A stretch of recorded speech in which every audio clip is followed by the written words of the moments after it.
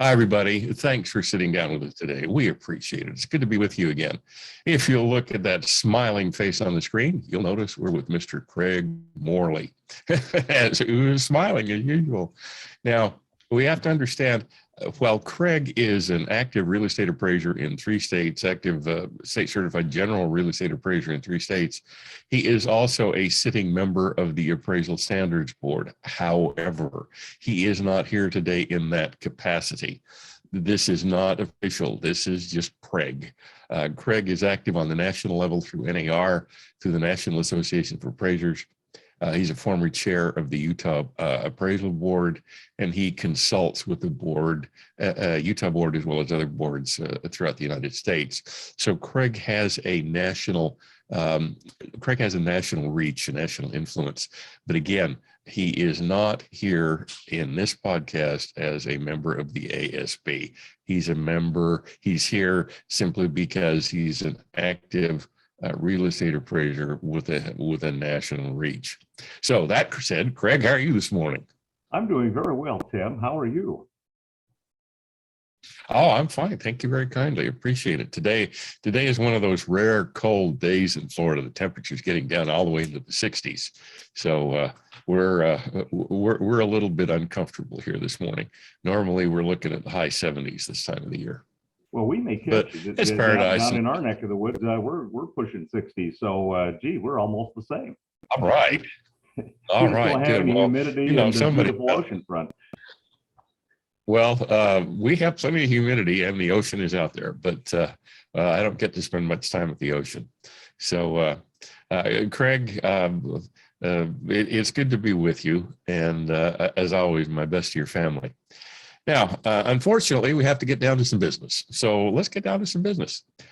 Now, we, as everybody knows, everybody who's watching this knows, Fannie Mae has recently decided to adopt the ANSI, the ANSI National Measurement Standards. And this is something that has not been, this was no great surprise. We knew this was coming. We weren't exactly sure when, but appraisers knew this was coming.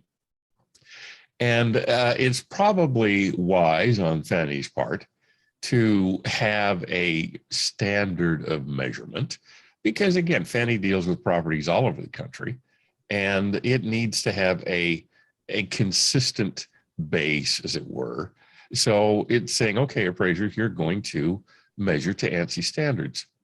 And ANSI standards are not that terribly difficult, but there are a couple of quirks about it.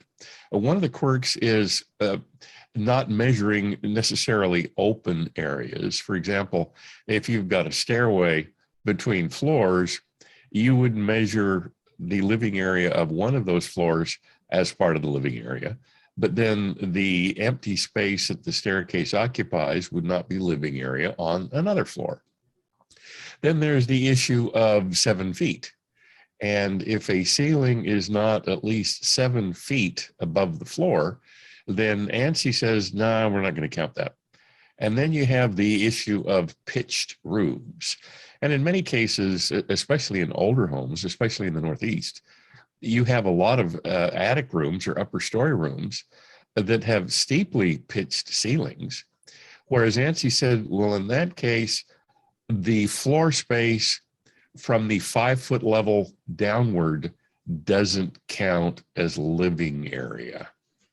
So in other words, we might be looking at some houses in the Northeast where people have literally for over 100 years have had a bedroom upstairs that had maybe 6.5-foot ceilings.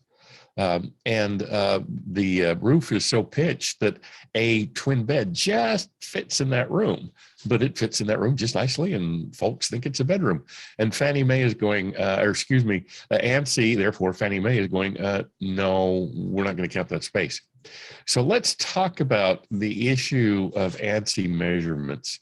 Now, let's start out from the standpoint of USPAP. You and I both understand a lot about USPAP. Is our ANSI measurement standards, is Fannie Mae's choice to make ANSI a measurement standard a direct USPAP issue, or is it an indirect USPAP issue? Well, the Appraisal Standards Board only promulgates standards for ethical behavior, for competency, for appraisers. And so the reality is that the application of appraisal principles, procedures, and techniques is really left to other uh, professional organizations to promulgate and to implement. And so as far as ANSI being a standard that the Appraisal Standards Board has anything to do with in terms of its promulgation or use, the answer is no.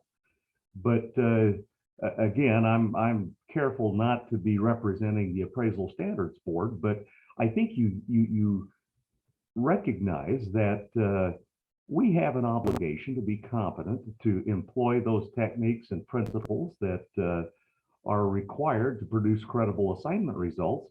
And here's where I think that we have to be cautious is that if I am telling my client that I'm going to use a particular standard, whether it's ANSI or anything else, and then I don't employ that correctly, do I have a USPAP issue? And obviously, one of the things that I've come to realize, Tim, is that when it comes to USPAP, the Appraisal Foundation, the Appraisal Standards Board can do all of these, develop all these standards, put them out there. But what it boils down to is your state enforcement agency, your appraisal board, or whoever it is that enforces USPAP and state statute and licensing laws are the ones who ultimately determine what USPAP says. We can say what we think it is, but where the rubber meets the road is whatever your enforcement agency believes USPAP is saying. And sometimes those interpretations, as you are well aware, take some broad latitude on what they think that might be. But I think the reality is that if I am telling my clients I'm using a particular standard or method and I'm not doing it properly, there's a pretty good chance that your state board is going to take exception with that, and that you might have a problem. Okay, so in saying the state board might take exception, that's not a function of USPAP itself. Rather, I think what you're saying is it's a function of if you promise to follow ANSI standards, which is an assignment condition, if you choose to accept it, then follow ANSI standards because you've obligated yourself contractually to follow those standards if you agree to follow those standards.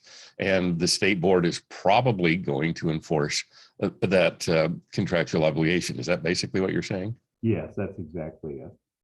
All right, let's consider the Fannie Mae. Now, Fannie Mae has said, okay, appraisers, when you're doing appraisals for us, and I think it's after April 1st, 2022, which is in the future as we record this, but is not all that far away.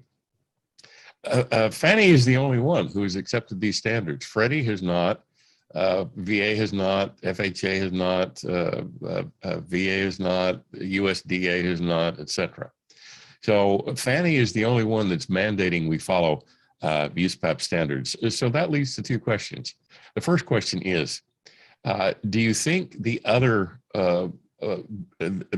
Freddie, the other GSE, and then the other big national loan guarantors or lenders are going to follow suit? And the second question is, what do you think will be the fate of appraisers if Fannie Mae is the only one to adopt the ANSI standards? Well, if Fannie Mae is the only one that adopts the standards, there's going to be circumstances that's going to create some confusion.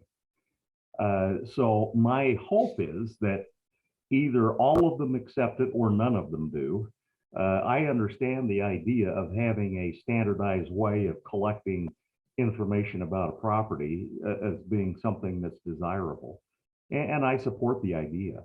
But I think the challenge that we're going to find is that and FHFA is the agent, is the governmental agency that has the ability to kind of influence who adopts those standards or not. And so, as I understand it, and all I have is rumors, is that there's some pressure on the part of FHFA to try to get the other government loan guarantors and the GSEs to have a unified adoption of the standard. That would certainly make things better for appraisers. There's a few little nuances about ANSI that I think is going to create some challenges, and Fannie has tried to address those issues in their selling guide, but there's still a little room for interpretation that I think is going to cause some problems. And I think where we might even see some of the additional challenges is as we look at the public forum and collecting information for listings. When real estate agents take a listing and I get information from my county assessor's office, when those groups are not using the same standard that's required in the appraisal, it's going to create a degree of confusion for both the appraisers and the users of appraisals. So the hope is that the confusion will be short term, and that once a standard becomes broadly established, that most of that will go away. I guess time will tell if in fact that actually happens. Excuse me. Excuse me. Yeah, right now we just flat don't know. Craig, let me raise another issue. Fannie Mae has said appraisers will measure to ANSI standards, but yet county property appraisers, county tax collectors, city tax collectors, etc., have no such requirement unless state law says they will. And I think that is a requirement in only 4 states. Meaning it's not a requirement in 48 states or 46 states. So we've got a situation where appraisers are measuring to one standard, but everybody else is measuring to no standard at all. Now, is that going to open up? Let's take the first question. Are we looking at a compatibility issue? And then if we are looking at a compatibility issue, are we looking at a liability issue as well? Well, the compatibility issue initially is probably the biggest concern. And here's most of the time, I suspect the majority of appraisers, if you were to ask them, they say they're already measuring to the ANSI standard. Now, the reality is I think most appraisers have never had any actual specific training on the ANSI standard. There is some educational material out there that can help instruct on what that is. And obviously at this point, Fannie Mae is promoting the adoption and collection of information to try to help understand what that standard is and how to deal with circumstances that kind of fall outside the norm. As you had indicated before, I've got a second story where it either doesn't come to 7 feet, it's 6'9" or 6'10", it's not 7 feet, and the market recognizes that as living space, but ANSI does not. Fannie Mae has provided some guidance on how to deal with that, which is fine. I can go take that space and put it down on one of the lower lines on the appraisal adjustment grid, and if it contributes value, they want that value reflected accurately based on market reaction. The problem is I haven't measured my comparable sales, so I don't know if the ceilings on these other properties as comparable sales are the same thing or not. And is the market actually reacting to a couple of inch difference on a ceiling height on a second floor or not? And so if I'm taking a property that has, for sake of argument, it's a story and a half, and I've got 1,000 square feet on the main floor and 500 square feet upstairs, and my subject doesn't qualify as living space on that upper 500 square feet, I can go put that square footage down below on the grid and appropriately account for it. But now I've got comparable sales, all of which are being reported as 1,500 square feet. So now I've got a large adjustment up on the square footage, and then I've got an offsetting adjustment down below because all of the data being provided to me is telling me that it's 1,500 square feet. And so the second part to the question is I now have a buyer who's buying a home. The appraisal comes in lower than, let's say, a contract price. And clearly, people are going to look at this and say, well, the appraiser totally screwed this up because the house clearly has 1,500 square feet. All of the comparable sales have 1,500 square feet, but they said it had 1,000 square feet, and so you messed it up. Now, you may have done everything exactly right, and your results may be well supported, but to the run-of-the-mill real estate agent and consumer who's not familiar with these nuances, they're going to look at this and say, the appraiser messed it up and I'm going to file a complaint. It's clear that they did not fully understand how to do this appraisal. And I may be able to go in and explain to my enforcement agency what I did and how I did it, and they may completely agree with me, but it's going to be a pain in the neck to have to go through and defend that simply because ANSI handles that space differently. And what makes it more challenging is that I'm now have an assignment. Let's say I did an appraisal for the VA where they don't adopt that standard, and I call it like the market is recognizing this as 1,500 square feet. And then they say, you know, we're not going to do this as a VA. We're going to now go do this as a loan through a different lender where it's going to be sold to Fannie Mae. Now I have to go redo the appraisal. And the borrower now gets two appraisals back. One says it's 1,500 square feet. The other one says it's 1,000 square feet with 500 square feet of non-living space. What kind of confusion do you think that's going to cause for the poor borrower who's just trying to, you know, buy a house or to borrow money? And so I think the uniform adoption is going to be a pretty important component if we want to try to minimize the amount of confusion that's going to take place. I think the other element that we have to be cautious of is that, you know, an AMC now orders the assignment. What kind of engagement instructions are they going to provide to the appraiser? They're going to pretty much have to know who the intended user of the appraisal is so that they can instruct you which standard to measure by. And granted, most of the time, it's probably not going to be that big of a deal. But when it is, it's going to create some real confusion. And that's where I think as appraisers, we need to be familiar with what the standard is and be very careful in explaining within the body of the report what we did. And when we come into some of these circumstances, that we explain carefully what we did and why we did it, so that when people get a hold of this appraisal, they can better understand why it was done the way it was. Craig, let's take a little bit deeper dive into this.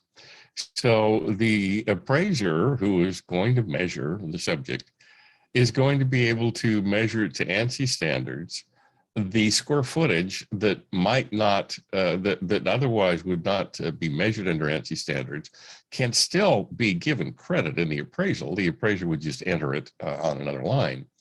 But then the issue is, and you were mentioning 1,000 square feet or 1,000 square feet and then 500 square feet up. But the market is not going to recognize 1,000 and 500. It's going to recognize 1,500 square feet. Therefore, you're going to adjust differently for 1,000 square feet and 500 square feet than you would adjust for merely 1,500 square feet, because adjustments are typically to GLA are typically done on a sliding scale. So the appraiser is going to end up with basically an apples to aardvarks comparison. And then when the consumer doesn't understand that, then the poor appraiser is going to run a higher than typical probability of having a complaint filed against him or her. Is that correct? Well, it seems likely to me that that's going to be the result. I think the other challenge that we may encounter is in underwriting. I may have two homes that are exactly the same thing. They may or may not be. We won't know unless we personally got accurate information.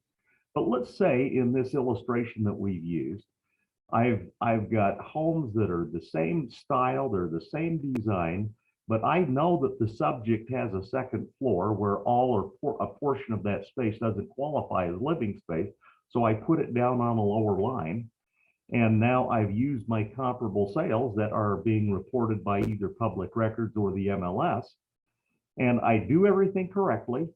And now my underwriter comes back and says, I need another property that has space that's non-living space like your subject.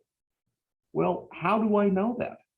You know, if I can't go in and determine, measure, how am I going to bracket that non-ANSI living space on my grid appropriately without misleading anybody? And I think that is going to be a challenge because until we have accurate information about the properties that we're using as comparable sales, that might be hard to do. And it might be a situation where the appraiser is now calling all of the real estate agents and saying, listen, I'm having to treat this second floor as non-living space. I noticed that there was a property over here that you sold. How high was the ceiling? And I think the answer is pretty universally going to be, I don't remember, or I don't know. And so it may, at the very least, become difficult to be able to bracket some of these elements that a lot of our underwriters and Fannie Mae like to see bracketed to demonstrate the marketability of this space that, as according to ANSI, is non-living space.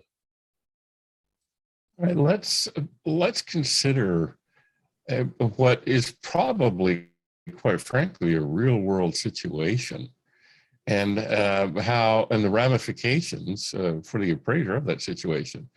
Now, Craig, you get called out to appraise. You appraise in Las Vegas, so you get called out to appraise a house in Las Vegas, and you measure it per ANSI standards, and everybody's happy, and the loan gets made, and blah blah blah. Now, a year later, you get called to measure the house for a divorce.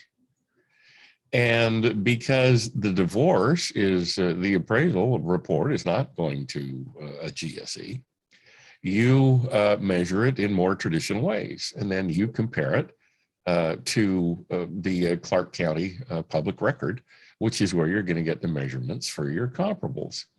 Now, this ends up going to court.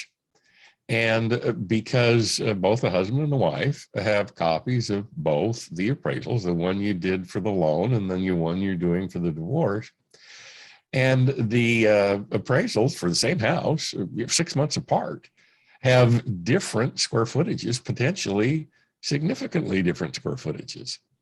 Now, you're up on the stand, you're an expert witness, you're theoretically, you're an expert witness because you know how to appraise.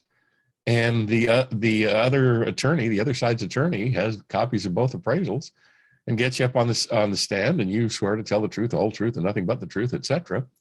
And the other attorney says, "Now, Mr. Morley, how much of an expert could you be if you can't even measure the same house with the same square footage? Is this going to be a problem that appraisers are going to have to face? And then, if they are, how are appraisers going to address the obvious and impossible to change differences of measuring for ANSI and then measuring to another standard when ANSI standards aren't required?" Yeah, and those are going to be challenging. I think the solution, at least in some degree, is that as appraisers, it becomes imperative that we, within the body of our report, explain to our clients what's going on. And so, for example, in this illustration, let's say that there is a significant difference because of ceiling heights or something, and I'm using the public record data for comparison in this non-lender environment. I always include a letter of transmittal And in that letter of transmittal becomes a perfect place for me to go in and explain to the client and intended users that the public records measure to this standard. I employed this standard for purposes of comparison, but the ANSI standard used by some lenders would indicate that the square footage should be here. And within that letter, I can go in and explain the differences between the two and explain how the analysis was handled within the body of the report. And I can address that issue fairly well. And in the past, we've had illustrations or situations as you get into some markets that have basements, and tradition says below grade living space is handled on a separate line. And you'll get a property owner who said, "What do you mean my house only has 1,500 square feet? It's got 3,000 square feet with 5 bedrooms and 3 baths, and you're telling me that this has only got 3 bedrooms and 2 baths with 1,500 square feet? Did you throw the other 1,500 square feet away, or it doesn't have any value?" And clearly that's not the case. But because most users don't understand the kind of traditional methods for handling the above and below grade space, we've started incorporating that analysis in the letter of transmittal for private party transactions. And I don't think we've gotten a single phone call from someone being frustrated, because within the letter that, most of the time they're looking at the number, right? What did you appraise it for? And then in that paragraph above the where we communicate that number, we're going in and saying, listen, this house has gross living space of 3,000 square feet. We described the property a little bit in a summary paragraph, and then we're explaining for purposes of analysis, we've done the above grade space here and the below grade space here, and it solves all of the problems. And frankly, I think because we have an obligation to write a report to meet the needs of our intended users and our clients, you could probably make the case that really has to be there. And so I think in terms of trying to eliminate some of the potential problems that we're going to encounter in dealing with some of these discrepancies between the various standards, it's going to become really important within the body of the appraisal. It's easy to find when we see some of these discrepancies that we go in and accurately and clearly explain what's going on. And I think if we become good at doing that, it will eliminate some, if not most, of the confusion that may arise as a result of these conflicting measurement standards that are out there. And Craig, given what you've said so far, basically, I think one of the conclusions that we can draw is to follow ANSI standards where that is necessary. In other words, for Fannie Mae appraisals, and then to explain what's going on so that the client and the intended users can understand it, and thereby not file a complaint against the appraiser. Excuse me. It's going to take more work on the appraiser's part, and it's going to take more explanatory effort on the appraiser's part, which quite frankly is something that generally appraisers are not that good at. So are we looking at a situation where appraising to ANSI standards is going to decrease the appraiser's ability to make a living because it's going to take longer to do each report? Well, in some cases, there's no question that will be the case. Now, I think most of the time, when I've got traditional housing, most of the time, it's probably not going to have that much of an impact. But when we encounter those circumstances where it does, it's going to be critical to the appraiser to avoid confusion, to take that few extra minutes to go through and explain why there may be a discrepancy in the square footage being used and how we're dealing with it. There are a few little nuances with ANSI that I think many appraisers are not completely aware of. And so getting some education on what those are is I think, pretty important. One of the interesting little elements of ANSI is that if any portion of the space is below grade, it's considered to be below grade basement space. We live in an area where they have a lot of these Santa Fe style homes where they'll have a berm or two along one of the walls because the ground is kind of undulating, and they want to try to keep the natural landscape as pristine as possible. And so they'll build a lot of these into the into the landscape, and they're beautiful homes. The market recognizes this as above grade living space. But if I've got a 2 or 3 foot berm going along a portion of the house, you know, how am I going to go put this down as this is a basement home? And then I've got to try to reconcile the issues there. And one of the challenges I think we find is that ANSI does do a little bit of a carve out. They say, well, it should be a basement home unless the market or unless tradition in your area says no. Well, now that leaves the door wide open to interpretation. And so, you know, not all of these things are going to be as easy as we would like it to be. The other thing that ANSI does is you measure to the nearest inch or the nearest tenth of a foot.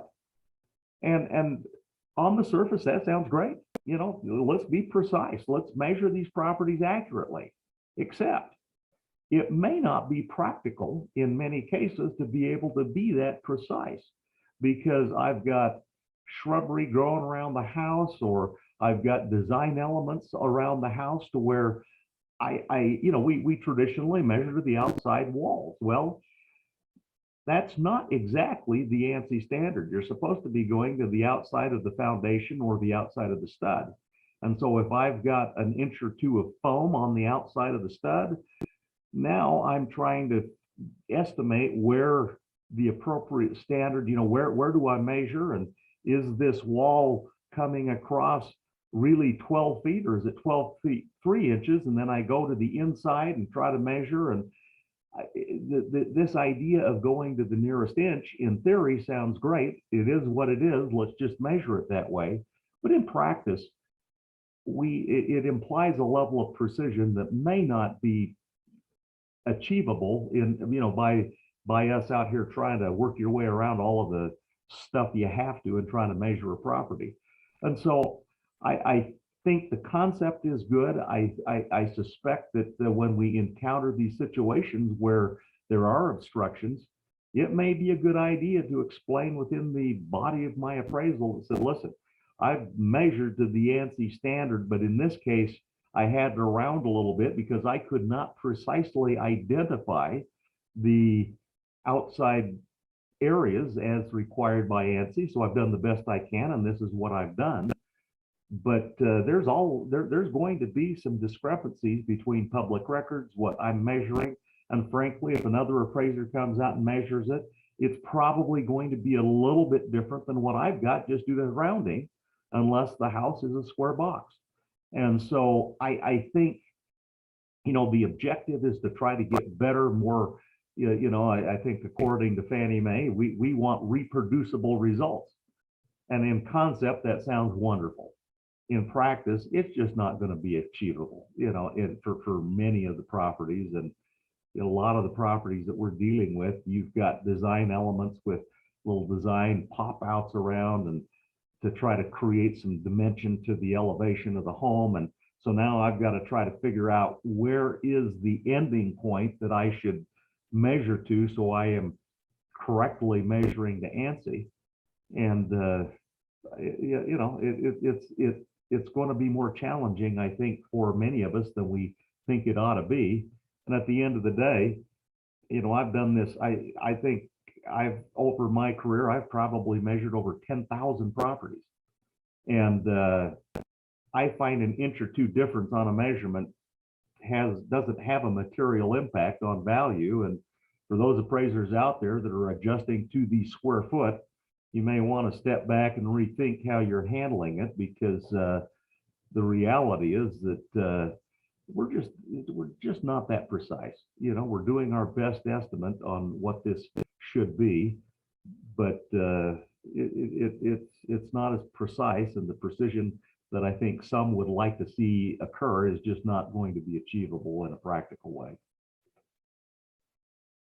It was interesting you mentioned to the nearest inch or the nearest tenth of a foot. An inch is a twelfth of a foot. So there's an incompatibility right there. Craig, let me ask another question. Now you're appraising a house, you're doing the cost approach, and you open your favorite costing manual. Now, are the costing manuals going to measure per architectural standards, which is what they do now? Because let's face it, whether the ceiling is 6 feet high or 8 feet high, it still costs money to build it. So are the costing manuals going to consider ANSI, or are they going to consider merely what's there? Because, you know, let's face it, you got to include a room, whether it's got a 6-foot ceiling or a 12-foot ceiling. And is that going to make it impossible for appraisers to cost out the replacement or reproduction cost of the subject property? Well, it's certainly going to add an element that we're going to have to be aware of. And frankly, I think, you know, the challenge that you've got is trying to assign the appropriate cost to the various kinds of space that's going to be built. And so it's not going to be as simple as looking up and saying, okay, I've got, you know, this amount of square footage, I'm putting this much per square foot, and bang, I'm done. And within some of the cost sources, you know, they've got the ability to go in and do unit in place methods and things that will allow you to get a degree of precision that you might not otherwise be able to get off just a simple cost. But it's certainly going to make it more challenging to get accurate cost data. And frankly, the way the market's been lately, if I've got cost data that's a couple of months old, it's probably not very accurate anyway. It's prices have been changing so dramatically at this point in time that it's pretty hard to get really accurate cost data anymore.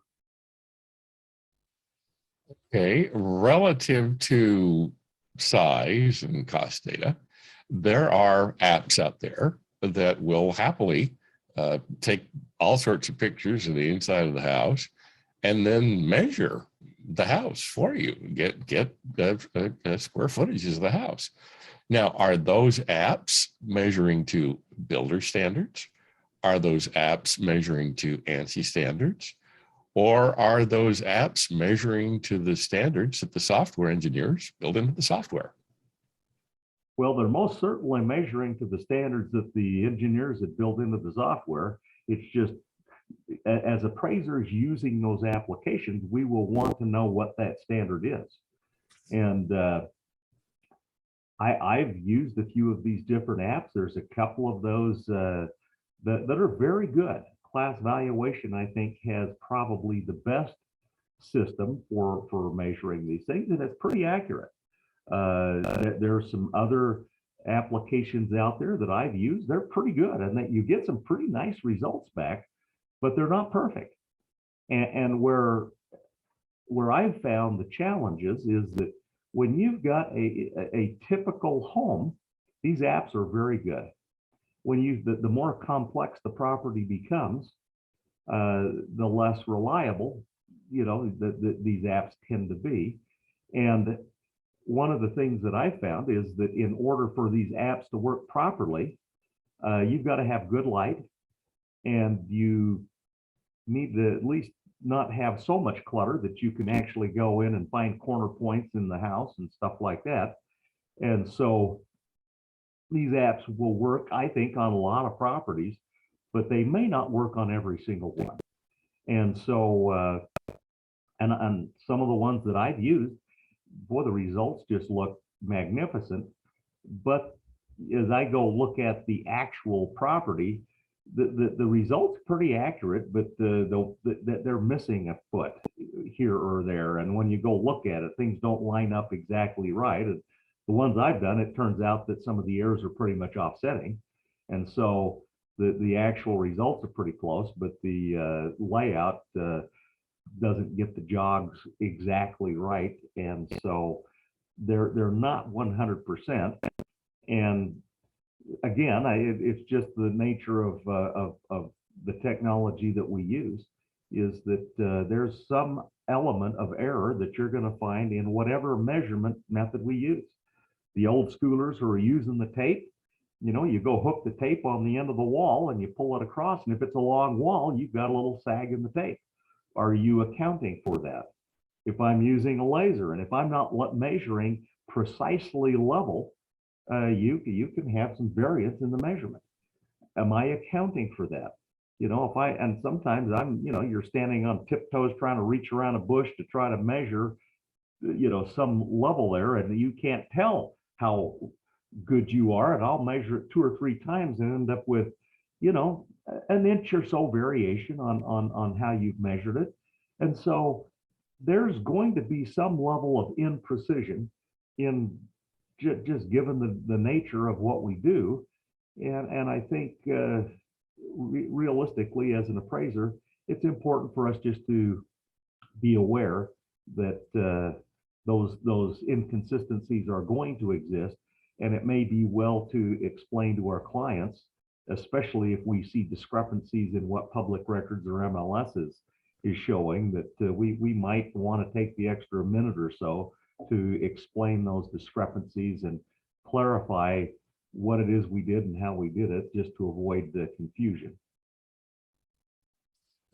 Craig, as we wrap this up, I think one of the things that you've indicated, if I had to summarize generally what we've talked about today, one of the intricacies, something that's interesting about all this, is that this is going to require appraisers to spend more time explaining what it is they did and why it is they did it, and a lot less time in searching for boilerplate about ANSI to throw in the report. Is that correct?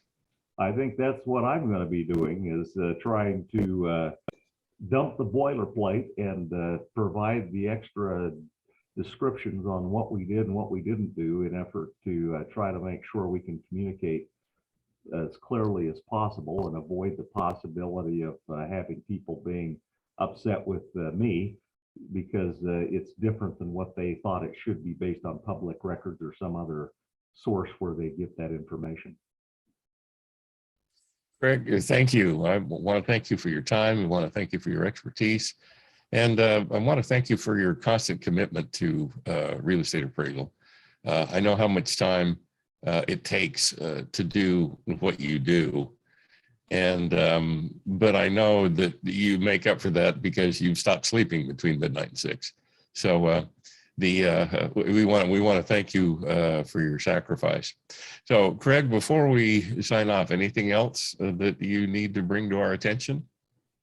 No, I just I think this is going to be an interesting time. I think if anyone has any influence, it may be appropriate to just ask FHFA to delay the rollout on this until we can get a more unified front on how this is going to be. The ANSI standard in and of itself will create some challenges, but I think having one GSE implementing it and the others not is going to become a particularly challenging. It makes it more difficult than it needs to be. And so I don't have a particular problem, having a unified standard, but it would sure make sense to me to make sure that everyone is using that same standard, because that's where I can see some potential confusion if we don't do that. So if you've got influence with anyone on any of your professional organizations, that would be my pitch, is to try to see if we can't be more consistent on how we do these things. Oh, you'd like to see ANSI standards actually be a standard, not just another set of rules that appraisers have to follow, but nobody else, right? That would be nice for a change. Are you holding your breath? No, I'm not. I'll die if I have to hold my breath on that one. So. All right, Craig, we appreciate it. Again, thank you. It's always good to see you. My best to your family, and we'll be in touch in the future. Thanks. Well, thank you so much. Always nice to visit. And we're clear, everybody. Thanks for listening. We appreciate it. We'll see you next time.